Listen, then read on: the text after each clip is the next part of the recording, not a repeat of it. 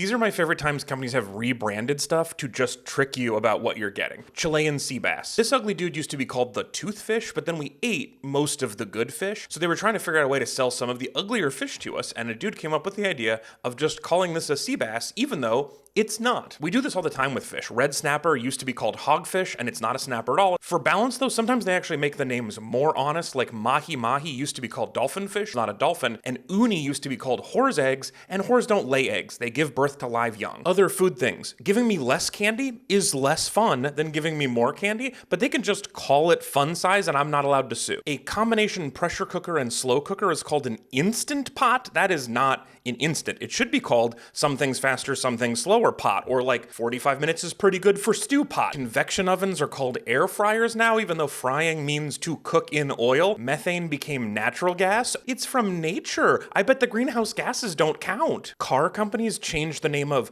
crossing a public space to jaywalking so that if you get hit by one of their cars, it's your fault, dummy. But my favorite one is when they changed rayon to bamboo sheets. If you dissolve plant matter in toxic sludge to extract the cellulose and then squirt it under high pressure through an acid, you can turn it into these thin, soft chemical threads called rayon. Like, yeah, there is technically some bamboo in bamboo sheets, but it's a fun-sized amount. My wife and I are talking about having kids in the next couple years, and like my biggest worry is like, what if you have a son? How do you raise a son to not be a monster? You guys have seen the news. I just want to figure out how to raise a dope feminist son. That's what I want to do.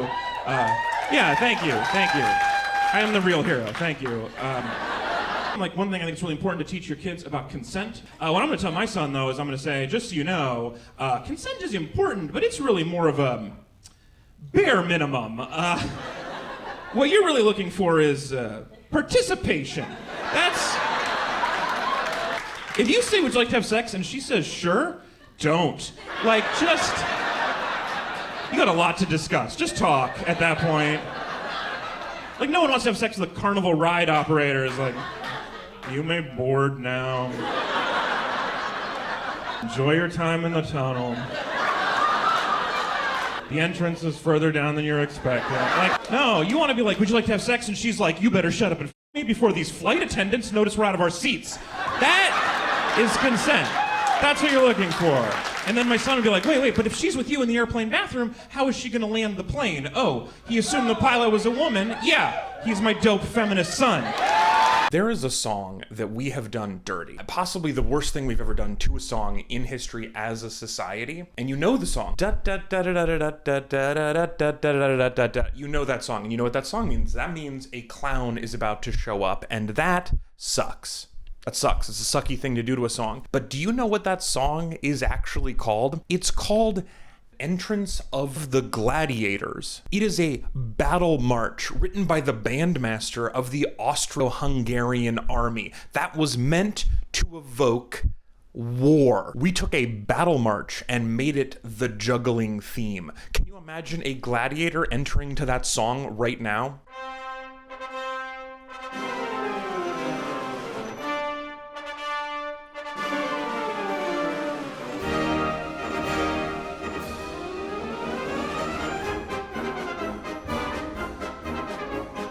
That is so wild to me. That is like learning that yakety sax was originally meant as a funeral march.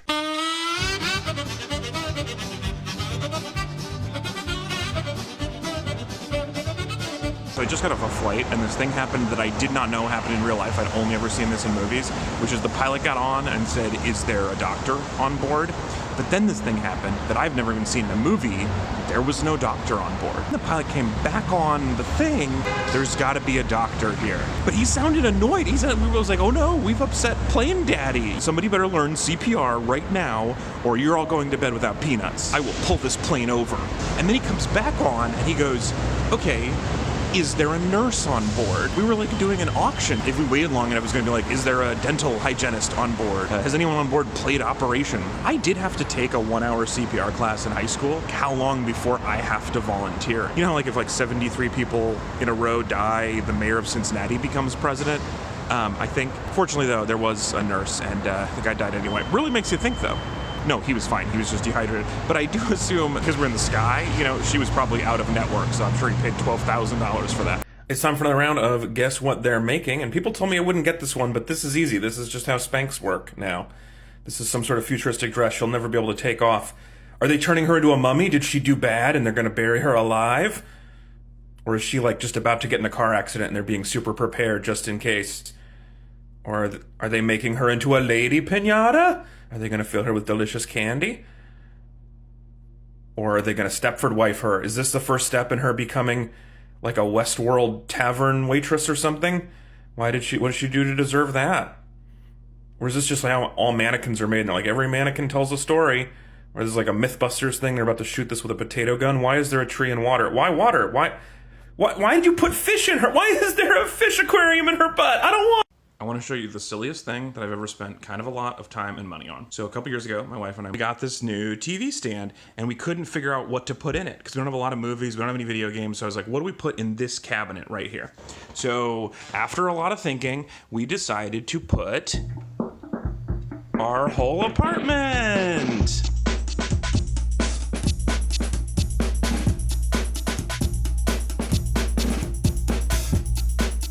The fridge opens, the front door opens, Ceiling fan spins. couch folds into a bed just like the real couch does. We decorate them both for Christmas. But then eventually we had a problem.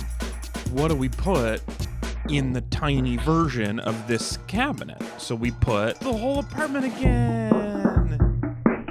I love fake bands from like movies and TV shows, and I had this idea last year that'd be really fun to have a shirt with all my favorite fake bands on it, like a festival shirt, like they were all playing the same imaginary music festival together. And I got a bunch of messages from people that were like, hey, my favorite fake band got snubbed. Great news for you. I've collected a bunch of your recommendations, and I'm proud to announce Coachella 2023, headlined by Mouse Rat from Parks and Rec. I fell in the pit. You fell in the pit. Also headlining this year is Pink Slip from Freaky Friday. No word yet on whether the band is going to be fronted by Anna or her mother. And then, of course, so many other great bands on here. Four Town, Protozoa, Doof Warrior from Mad Max is going to do a DJ set. Weird. Oh, and River Bottom Nightmare Band. Grass does not grow on the places where we stop and stand. River Bottom Nightmare Band. All that you can find in the store. But one person who was not excited about it was the legal counsel for Coachella. You have lawyers, I don't have lawyers. It's over. You've won.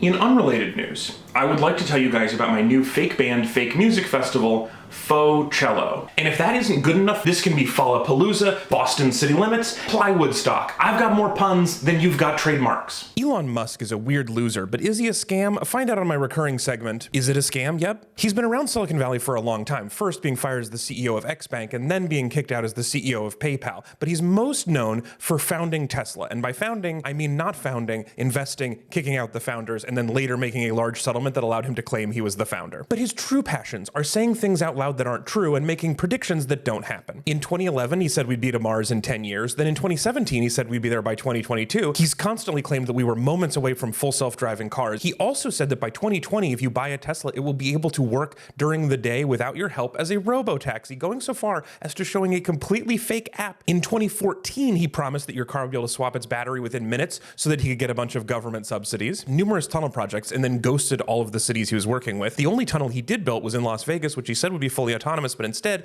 is just a guy in a car will drive you very slowly in traffic. He also later admitted that he made up the Hyperloop promise just to get California to stop working on high-speed rail. He promised that COVID would be over by April 2020, that Twitter would have 1 billion monthly users by 2023, that Starlink speeds would double by 2021, that solar tiles would be available at some point, and he personally promised to fix the Flint water crisis. But did he do that? Nope. And I know it's possible that he's not actually lying about all of these things. He's just a dumb person. So he's a fake founder who either lies about everything or doesn't understand any of the projects he's working on. But is he a scam? Yep. Let's unlearn something together. MSG is not bad for you. People are just racist. So monosodium glutamate is a salt and an amino acid, and it makes food taste tasty. It was originally synthesized from seaweed by a Japanese scientist who was looking for a way to add umami or unctuousness to food, and it works extremely well, and so it became popular in Americanized Chinese food. In the 60s, a doctor who ate too much Chinese food got a headache and speculated in print that perhaps it was the MSG,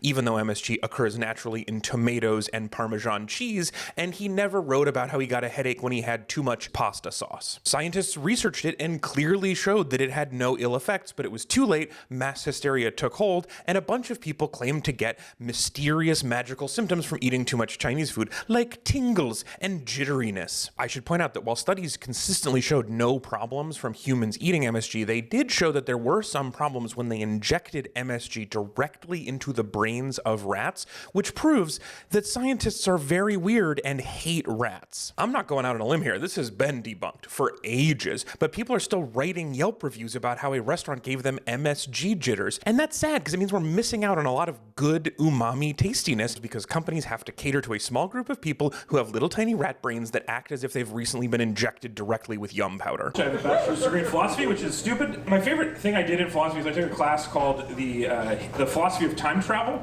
And yeah, which is great. It was so cool because time travel raises a lot of interesting philosophical questions. Like, would it be okay to go back in time and not get a philosophy degree? And at the end of it, we got to write a final paper on any of the questions that come up during class. And the one I picked was, should you go back in time and kill baby Hitler? Right? If you have a time machine, you guys have heard this. Yeah. Would you do it? This is our hero, ladies and gentlemen. We don't have to do it. We found somebody. How are you going to do it? You're gonna stab him. That was fast.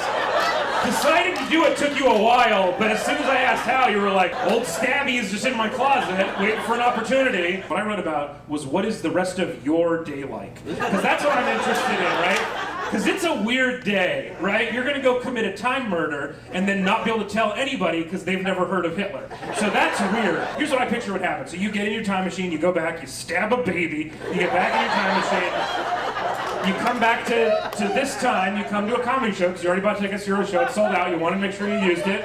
You take a shower first, it's been a weird day. And I think it would be basically the same show, these chairs would probably be full, but other than that, very similar. We get to this point in the show, and I'd be like, hey, if you had a time machine, would you kill baby Stalin, right? Because Hitler was not the only historical monster, your job's not done, and so you're like, okay, Stabby, we ride again. So you grab the knife, you jump in the time machine, you go back, you kill Stalin, you come back, you're at a comedy show, it's very crowded, and I'm like, would you kill baby Pol Pot? And you haven't really read much about that because we don't teach it here, but it is real bad, and you don't want to seem Eurocentric, so you're like, all right, we stab. Some of you are pulling back, by the way. There's a lot of baby killing in this joke, but they are the worst babies. Don't worry about that. They're all terrible babies. If the baby killing bothers you, just picture killing awkward teenage Hitler. That's way easier. You just show up in 1880s Austria and his mom is like, in your room, Hitler? And he's like, no one understands my struggle. So you get through Pol Pot, you come back, and basically at this point, your full-time job is getting a time machine, stabbing a baby, coming to a comedy show, getting a new assignment, getting in the time machine, killing a baby. It's not a great life. It would be a pretty good movie. I'm thinking of calling it Baby Terminator, or Time Assassin Infant Edition. I'm still working on the title. Eventually you're going to get down into the minor genocides. Bonus joke, the subtitle of the movie, Baby Terminator, is minor genocide. Anyway, eventually you're going to get down to just like the kind of assholes. You're going to be standing over a baby and you're like, look, I hate to do this to you, but you killed 2,000 people, prepare to meet my knife. You're going to look at the back of your hand and look at your tattoo and you're going to be like, wait, this is my 2,000th baby. And then you're going to be like, hold on a second, this baby looks familiar, this room looks familiar. Philosophy majors, are you on board? This is you as a baby. You've become the monster you're afraid of all along. You know what you're thinking? C- paper. And you're right, that's what it is. Real fun script, did not follow the brief.